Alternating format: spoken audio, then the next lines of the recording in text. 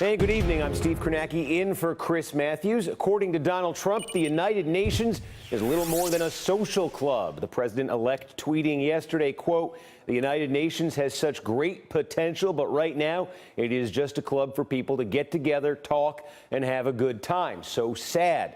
Trump was highly critical of the UN Security Council vote last Friday that condemned Israel's settlement building on land claimed by the Palestinians. The United States abstained from that vote, but breaking from past precedent, it declined to veto the resolution.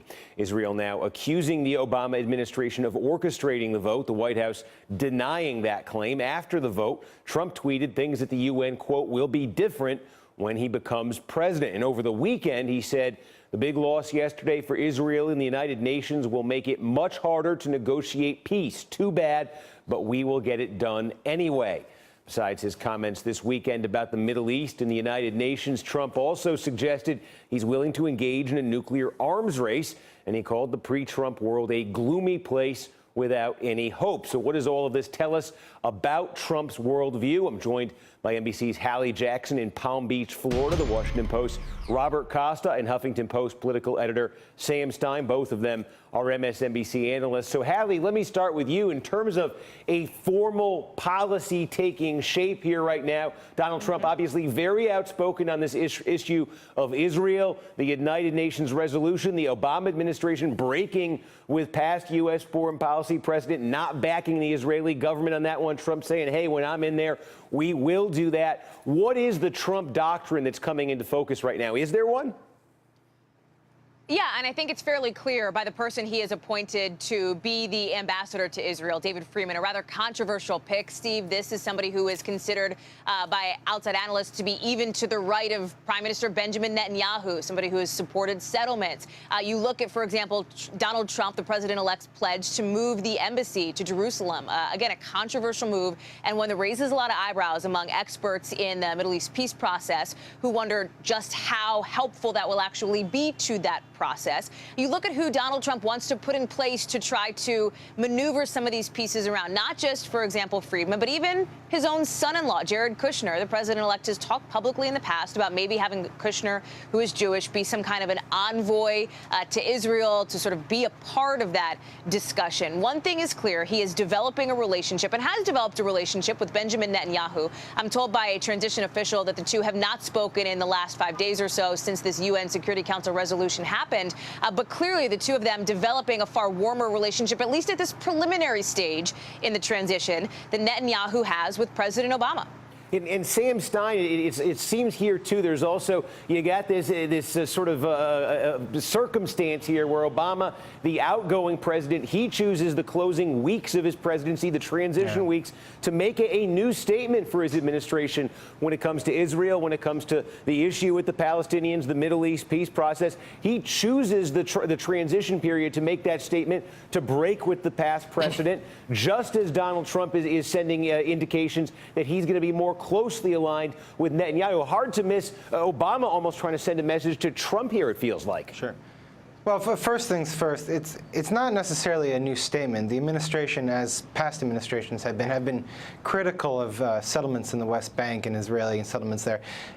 What's new here is allowing the United Nations resolution condemning the settlements to go through. The expectation was that the president would veto that as a sitting member of the UN Security Council, and he didn't. And I think one of the things that we can ascertain from that is that this administration has long thought that the Bibi Netanyahu government's approach to the Israeli-Palestinian conflict was basically unsuitable for the conditions of peace. That if you were a believer in a two-state solution, you had to at least publicly condemn and then publicly act on the condemnation of those settlements. And so, obviously, at the door, Obama makes this very bold gesture. What I'm struck at is that usually, during these transition periods, the incoming president will defer to the sitting president's foreign policy. We only have one president at a time. Trump is not doing any of that. He's jumping right into this, sending very strong signals to the Netanyahu government that he will do what he can to reverse this. I'm curious to see where it goes, because he is being told or encouraged to take some action against the United Nations for allowing this to happen, such as, for instance, cutting off funding. If that's the end result of this, then the ramifications are much larger than we even predicted. Well, one of Donald Trump's top allies. Former Arkansas Governor Mike Huckabee echoed Trump's criticism of the United Nations. He said today Trump should stop funding the organization. We provide most of the funding for the UN, and it's time for us to reevaluate it. I'm not sure there's any value to the UN. It's a joke. It's a worthless organization. It has no moral authority, zero, and it's basically, Trump was right, a great big club for people to go and have parking violations in New York City and Manhattan where they never have to pay for them. What a worthless expenditure and waste of taxpayers' money. Well, Robert Costa, Sam Stein just mentioned it there. We have Mike Huckabee with that idea of taking funding away from the United Nations. We also had Trump there flirting with the idea of bringing John Bolton, who's talked about basically just getting rid of the physical building the United Nations is in. Trump seems to be enamored of him, at least somewhat. In terms of the United States, its relationship with the United Nations as an institution, what can we expect with Donald Trump as president? Based on my reporting, Trump has certainly in his inner circle antagonism toward the UN. This is not a group, an institution they're going to embrace. But if you look at their pick for UN ambassador for the United States, Governor Nikki Haley of South Carolina, you do see Trump trying to use that position as a way to show a different kind of face to the world, that someone with a different background, a different temperament. So he may not put an emphasis on it in his foreign policy, dealing mostly with Steve Bannon, Jared Kushner, Rex Tillerson, if he's confirmed as Secretary of State. But he'll have Haley there as someone who's an asset and a hawk, who's a liaison to Congress and the rest of the world. Well, last week, Trump also called on the United States to strengthen and expand its nuclear capability, something no president has publicly said that way in decades. On Friday, asked about those comments, Trump told Mika Brzezinski, let it be an arms race. We'll outmatch them at every pass and outlast them all. That was just the latest in a series of comments about nuclear weapons that have unnerved Trump's critics during the campaign. He refused to take a nuclear strike off the table in the Middle East or even Europe. He said he was okay with more countries getting nuclear weapons. I was against Iraq. I'd be the last one to use the nuclear weapons. So can you take it off the table now? That's sort of like the end of the ballgame. Can you tell the Middle East we're not using a nuclear weapon I would on anybody? never say that. I would never take any of my cards off the table. How about Europe? We won't use it in Europe. I'm not going to take it off the table. You might use it in Europe? No, I don't think so. But I'm not just taking, say it. I would never use a nuclear weapon in Europe. I am not taking cards off the table. So you would rule in the possibility of using nuclear weapons against ISIS? Well, I'm never going to rule anything out. Right. And I wouldn't want to say, even if I felt it wasn't going, I wouldn't want to tell you that. Right. Because at a minimum, I want them to think maybe we would use it. North Korea has nukes. Japan has a problem with that. I mean, they have a big problem with it. Maybe they would, in fact, be better off if they defend themselves from North Korea. Maybe we would be better off, including with nukes. Yes, including with nukes. And South Korea with nukes.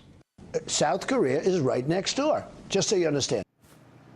Well, Hallie Jackson, we said with regard at the beginning of the show to Israel and Palestine, the Trump doctrine, what it actually means. I'm also curious when it comes to this question of nuclear proliferation, because on the one hand, this is the kind of talk, certainly on Twitter, we're not accustomed to seeing. On the other hand, the backstory here is Vladimir Putin, the Russian president, last week, his year-end press conference, he talks about developing nuclear capability that is capable of penetrating defense systems. And then after he says that, Trump puts this tweet out that gets everybody talking. So is it a new doctrine that he's suggesting here, or is this just, this is a preview of how he's going to respond to that kind of rhetoric from Putin or another country's leader?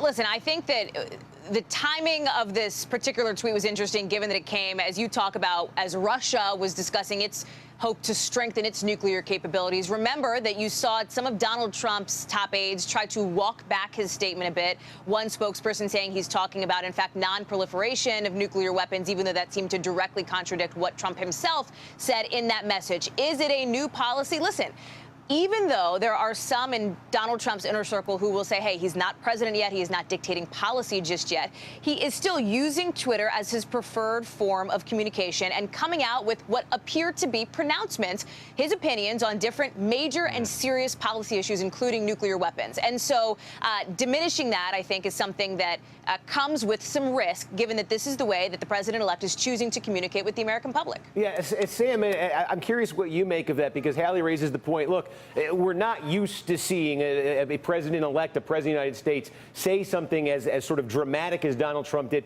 let alone saying it on Twitter. On the other hand, when you start to look at the actual policies that are in place, I know the Obama administration has been calling for, has pushed Congress to spend a lot more money on upgrading the United States nuclear capability, maybe even, developing a better, more enhanced nuclear weapons, nuclear capability. So in terms of the policy, I'm trying to figure out how different this actually is, what Donald Trump's out there saying on Twitter.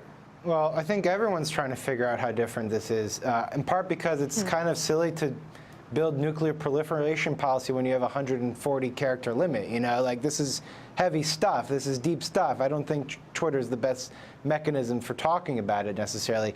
But, this is the sort of Trump way about doing things. And with respect to nuclear policy, I mean, your montage during the campaign, equal parts frightening and illuminating, really gets to sort of how he sees the world, which is that if everyone has a nuclear weapon, no one will attack anyone else. And that's sort of the ultimate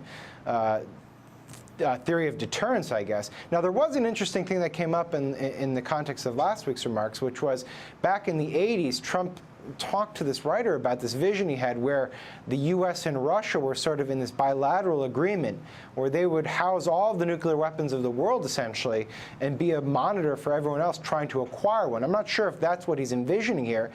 But this is sort of what's troubling to a lot of people, is that it seems to be that you have a commander-in-chief in waiting kind of winging it on Twitter in response to these articles that he's reading, and the stakes really could not be higher than when you're discussing nuclear proliferation. Well, Robert Costa, you've talked to him, you've interviewed him, you have a pretty good, I think, read into Donald Trump. I mean, is he playing sort of a calculated game here? Is this Donald Trump? I mean, he talks all the time about strength, about toughness. Is this Donald Trump seeing Vladimir Putin, seeing the Russian president make a statement about nuclear proliferation and basically trying to match it, trying to say, hey, you're going to sound tough, I'm going to sound tougher? Is that the theory behind this? There are certainly calculations behind the scenes right now as Trump's at Mar-a-Lago. I'm told by several top sources that Trump really is rethinking global order and that he is not tied to a traditional Republican worldview. And so he's rethinking, does the U.S. need to be hostile to Russia? How can he use a relationship with Russia in relationship with China and perhaps trade negotiations and foreign policy negotiations? But it's interesting, too, because we've talked about, and it's been so controversial in this country,